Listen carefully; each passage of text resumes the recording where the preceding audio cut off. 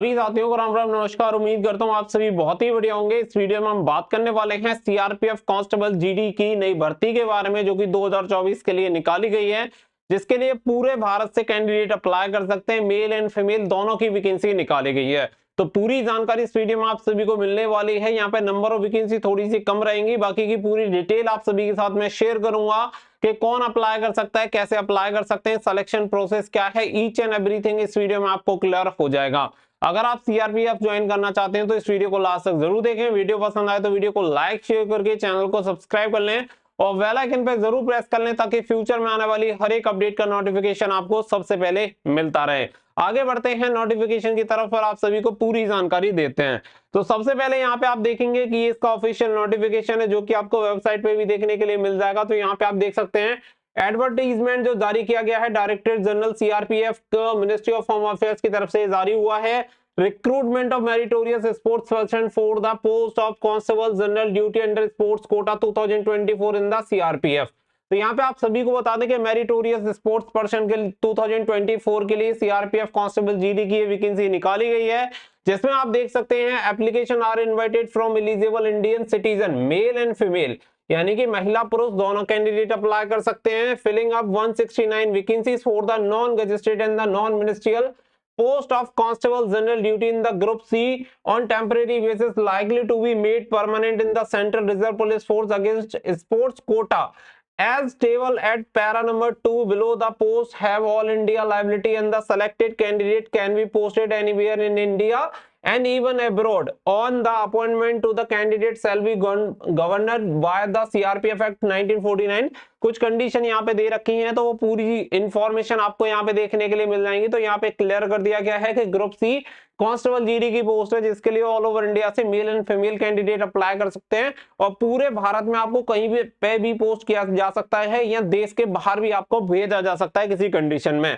साथ ही में यहाँ पे आपको बताया गया कि ऑनलाइन आप इसके लिए अप्लाई कर सकते हैं। अप्लाई करने की डेट की बात करें तो 16 जनवरी 2024 से आप इसके लिए अप्लाई कर पाएंगे और जो लास्ट डेट रहेगी वो रहेगी 15 फरवरी 2024, यानी कि एक महीने का समय आप सभी को इसके लिए फॉर्म अप्लाई करने के लिए दिया जाएगा। तो आप इसकी ऑफिशियल वेबसाइट से जाके इसके लिए 16 तारीख से ऑनलाइन अप्लाई कर सकते हैं। यहाँ पे जो डिटेल्स आप सभी को दी गई है वो गेम के अकॉर्डिंग आपको बताया गया है कि कौन से गेम आपके पास होने चाहिए, कौन से गेम में कितनी मेल की वैकेंसी है, कितनी फीमेल की।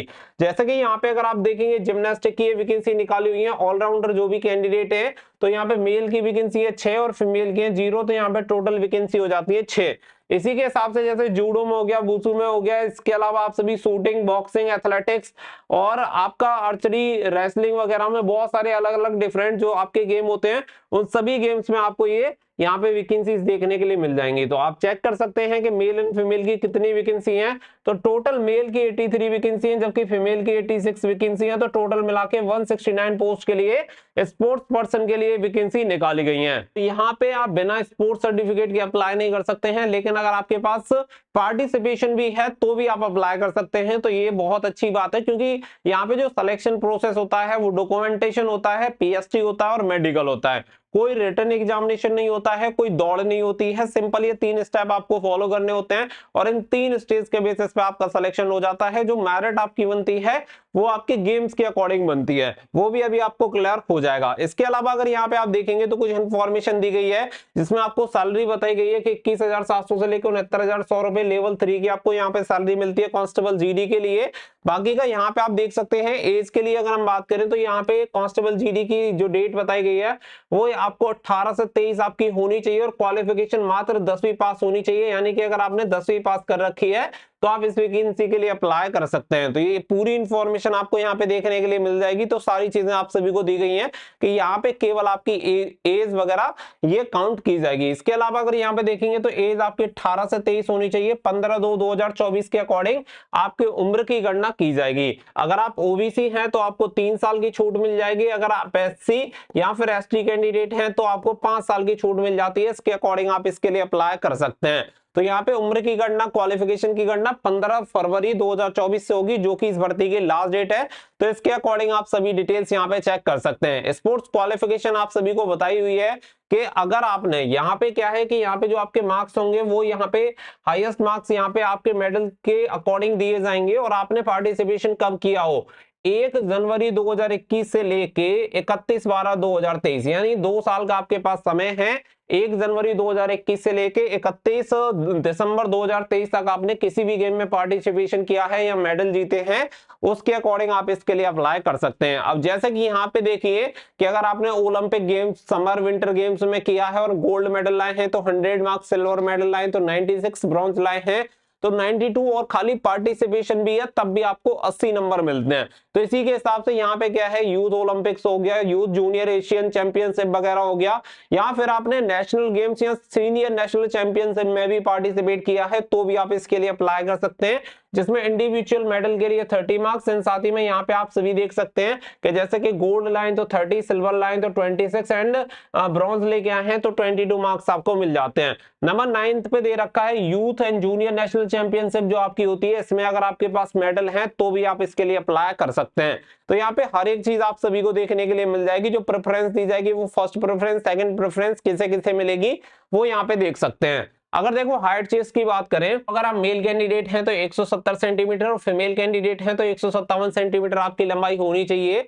और सीना वगैरह भी यहाँ पे आपको बताया गया कि 80 सेंटीमीटर होना चाहिए। बाकी का अगर यहाँ पे कुमायूं वगैरह है तो आपको यहाँ पे 165 सेंटीमीटर आपकी लंबाई होनी चाहिए मेल कैंडिडेट की, फीमेल की 155 सेंटीमीटर और सीना 78 सेंटीमीटर यहाँ पे होना चाहिए। वहीं पे अगर आप एसटी वगैरह कैंडिडेट हैं तो उसके लिए 162.5 सेंटीमीटर आपकी लंबाई होनी चाहिए, यहाँ पे देख सकते हैं 162.5 सेंटीमीटर। और फीमेल कैंडिडेट हैं तो 170 सेंटीमीटर, सीना नॉर्मल 76 सेंटीमीटर सीना आपका होना चाहिए। इसके अलावा अगर आप देखेंगे तो यहाँ पे मेडिकल स्टैंडर्ड बताया गया है, आई साइट बताई गई है कि क्या आपकी होनी चाहिए और सारी कंडीशन आपको देखने के लिए मिल जाएगी कि अप्लाई कैसे करना है। अप्लाई करने के लिए आप इसकी सीआरपीएफ की ऑफिशियल वेबसाइट से, रिक्रूटमेंट वेबसाइट से जाके अप्लाई कर सकते हैं, जिसके लिए आपको 100 रुपीज एप्लीकेशन फीस पे करना होगा। अगर आप जनरल ओबीसी ईडब्ल्यूएस कैंडिडेट को छोड़ के अदर किसी कैटेगरी से बिलोंग करते हैं या फिर फीमेल कैंडिडेट हैं तो फ्री ऑफ कॉस्ट आप इसके लिए अप्लाई कर सकते हैं।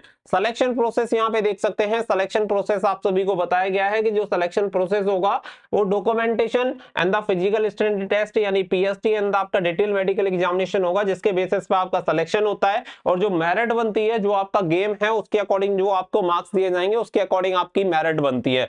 तो आप इसके लिए अप्लाई कर सकते हैं अगर आपके पास स्पोर्ट्स का सर्टिफिकेट है तो यहाँ पे स्पोर्ट्स पर्सन के लिए वैकेंसी निकाली गई है। तो यहाँ पे युवाओं को गेम्स के प्रति प्रोत्साहित करने के लिए वैकेंसीज लगातार निकाली जा रही हैं। अगर आपको भी किसी गेम वगैरह में इंटरेस्ट है तो उसमें ध्यान दीजिए, बहुत अच्छी बात है, क्योंकि अगर आप गेम्स में भी थोड़ा आगे जाते हैं तो आपके लिए जो जॉब का रास्ता है वो तो बहुत ही आसान हो जाता है। अब यहाँ पे समझिए कि आपको ज्यादा कुछ करने की जरूरत पड़ेगी नहीं, रिटन एग्जामिनेशन भी नहीं होगा, फिजिकल भी नहीं होगा, यानी कि गेम आपका केवल आपको नौकरी दिलवा सकता है आसानी से। अगर आप किसी भी चीज में, आप ये समझो कि आप किसी भी चीज में एक्सपर्ट हैं तो आप उसी में काम करिए, वो ज्यादा अच्छा है। अगर आप गेम्स में अच्छे हैं तो गेम्स खेलना भी बुरी बात नहीं है आज के टाइम में।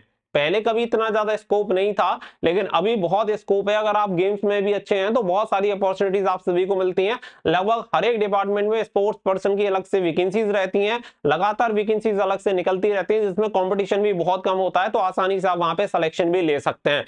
तो आप यहाँ आपका कोई रिलेटिव या आपका कोई फ्रेंड सर्कल में अगर जानने वाला है तो उसके साथ ये वीडियो शेयर करें ताकि वो इसमें पार्टिसिपेट कर पाए और जॉब ले पाए। मिलेंगे नेक्स्ट वीडियो में। So thank you for watching. जय हिंद, जय भारत।